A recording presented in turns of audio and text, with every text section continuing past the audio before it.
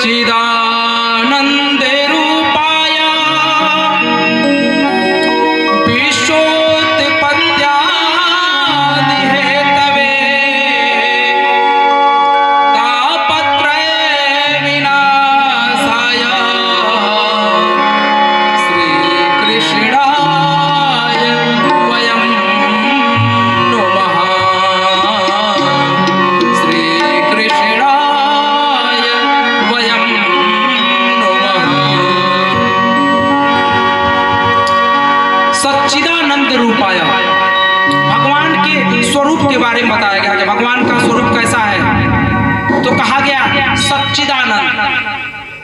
सच्चिदानंद मतलब सत्य, चित्त और आनंद, इन तीन शब्दों से मिलकर के बना है सच्चिदानंद। भगवान का स्वरूप कैसा है तो कहा गया सत्य। तो सत्य क्या है, सबसे पहले ये समझना जरूरी है। सत्य क्या है आप लोग बताइए।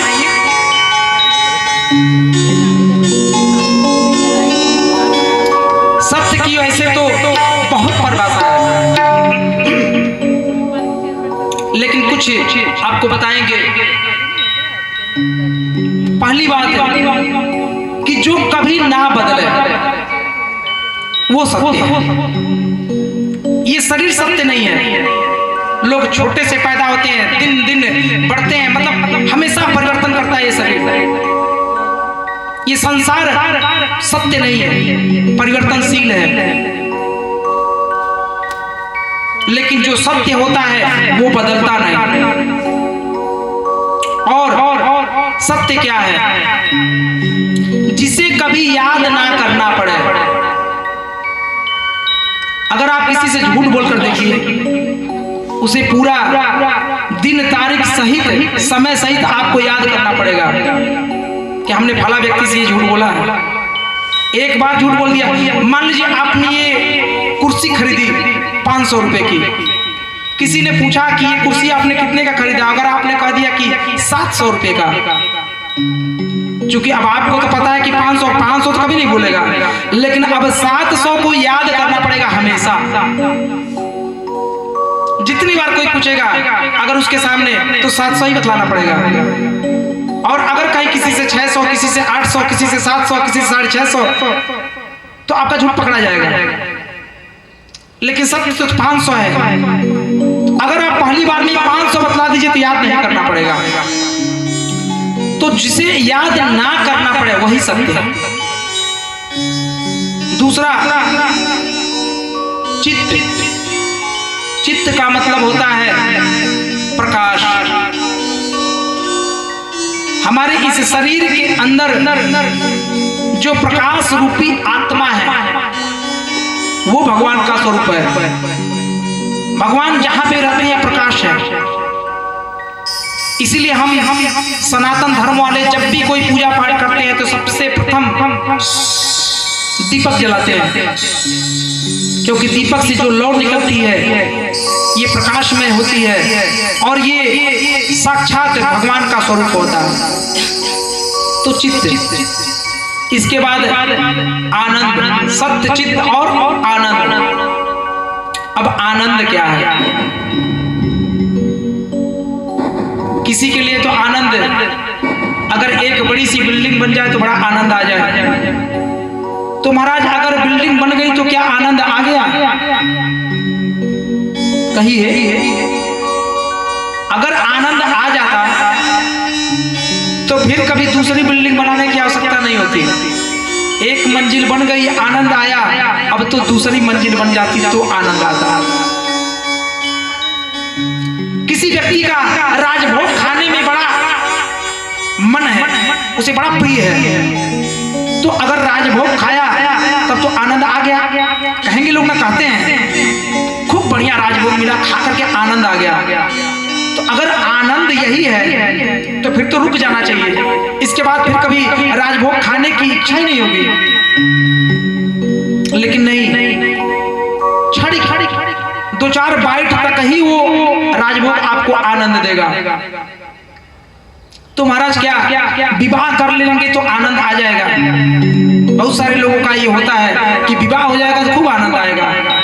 अगर विवाह होने से आनंद होता किसी भी व्यक्ति के जीवन में, तब तो पूरा ये विश्व आनंदमय होता, क्योंकि सबका विवाह हो जाता है। नहीं, जिस दिन विवाह होता उसी दिन आनंद नहीं रहता है, उसी रात को बड़ी तकलीफ होती है। रात भर जगो तब जाकर के विवाह होगा। पंडित जी बैठा करके मार डालते हैं, ऐसे बैठो महाराज, यहाँ पर चढ़ाओ, यहाँ पर चढ़ाओ, इतना बार झुका देंगे कि कमर टूट जाएगी। आनंद नहीं आया। पुत्र हो जाए तो आनंद आ जाएगा। लेकिन एक तरफ पुत्र पैदा हो रहा है, दूसरी तरफ डॉक्टर ने कह दिया कि 1 लाख रुपया लगेगा महाराज, जल्दी से व्यवस्था करिए, ऑपरेशन करना पड़ेगा। सारा आनंद खत्म।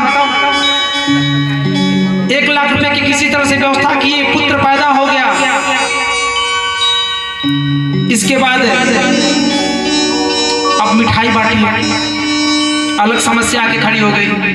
और जस जस पुत्र बढ़ता है, आज की कथा में आप लोग श्रवण करेंगे कि पुत्र से कभी किसी को आनंद नहीं होता, लेकिन लोगों को लगता है कि पुत्र हो जाएगा तो फिर इसका विवाह हो जाए, फिर पोता हो जाए। ऐसे करते करते व्यक्ति मर जाता है, लेकिन आनंद कभी नहीं आता, क्योंकि आनंद तो भगवान का स्वरूप है। जिस समय आपका भगवान में मन लग जाएगा, आपके जीवन में आनंद ही आनंद होगा। फिर आपको कभी कहीं आनंद ढूंढने की आवश्यकता नहीं होगी।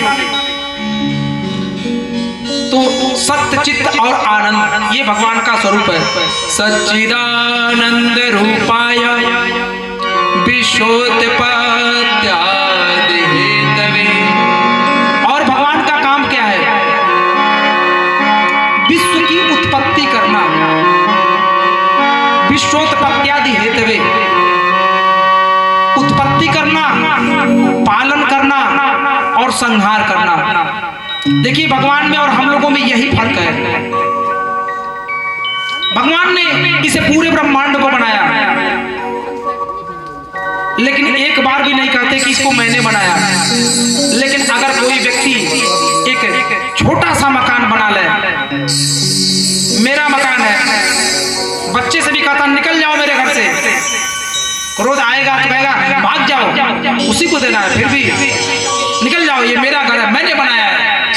लेकिन भगवान कभी नहीं कहने आते, जबकि बनाया कहां से हो?